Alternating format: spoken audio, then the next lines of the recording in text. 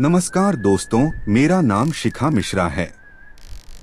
मैं आपके लिए हर दिन एक नई कहानी लेकर आती हूँ। मुझे आशा है कि आपको यह कहानी अच्छी लगी होगी।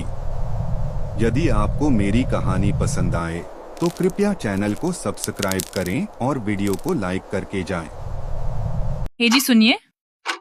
क्या हुआ सुनीता, सुबह हो गई क्या? चाय चढ़ा दी है, दूध भी खत्म हो गया है। घर में खाने के लिए अनाज का एक दाना नहीं है। राजू भी भूख से रो रहा था। राशन वाले के पास गई थी लेकिन राशन वाले ने फिर मना कर दिया। हाँ, मैं गई थी उसके दुकान पर। मना कर दिया उसने।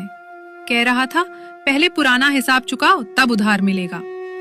अब घर में और कुछ नहीं है रमेश। क्या करूं मैं सुनीता, चोरी करूं?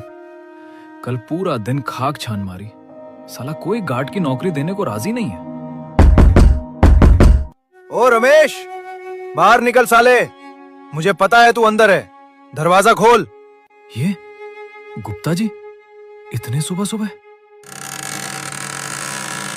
क्यों बे नवाबजादे, 3 महीने हो गए। किराया क्या तेरा बाप देगा ऊपर से आकर? गुप्ता जी धीरे बोलिए, बच्चे डर रहे हैं। मैं हाथ जोड़ता हूँ, बस 2 दिन और कहीं ना कहीं से इंतजाम कर दूंगा। 2 दिन? अरे पिछले 2 महीने से यही सुन रहा हूं। थू है तेरी जिंदगी पर। अरे गुप्ता जी, इससे क्या मांग रहे हो? जिसके घर में खाने को दाने नहीं, वो किराया क्या देगा? ओए रमेश, कान खोलकर सुन। अगर घर चला नहीं सकता तो मर्द कहलाने लायक भी नहीं है तू। क्यों सांसें खींच रहा है यूं बेकार? हिम्मत है तो बीवी बच्चों को लेकर कहीं से कूद जा। कम से कम धरती का बोझ तो हल्का हो जाएगा और मेरी देनदारी भी। जहर, शायद सचमुच यही एक रास्ता बचा है।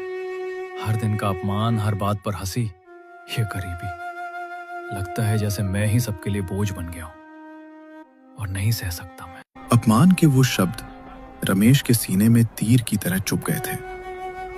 वो शहर की भीड़ में अकेला चल रहा था, लेकिन उसकी जेब में सिर्फ 10 रुपए थे और दिमाग में सिर्फ मौत का ख्याल था।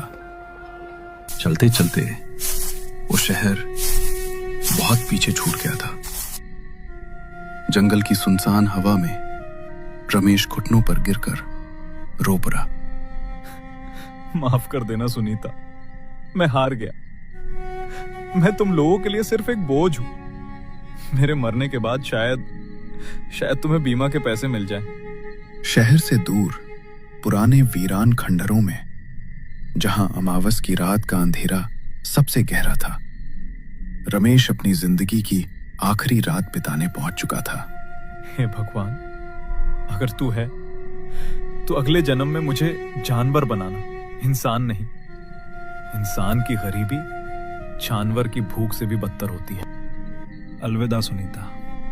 रमेश अब जिंदगी से पूरी तरह हार चुका था। कांपते हाथों से उसने अपने पास लाई हुई रस्सी से फांसी का फंदा बनाया और धीरे से उसे पेड़ की एक मजबूत डाली पर डाल दिया। वो पत्थर पर चढ़ने ही वाला था कि तभी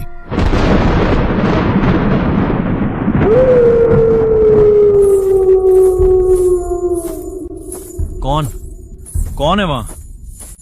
इतनी सस्ती है तुम्हारी जान रमेश। तुम कौन हो और तुम्हें मेरा नाम कैसे पता?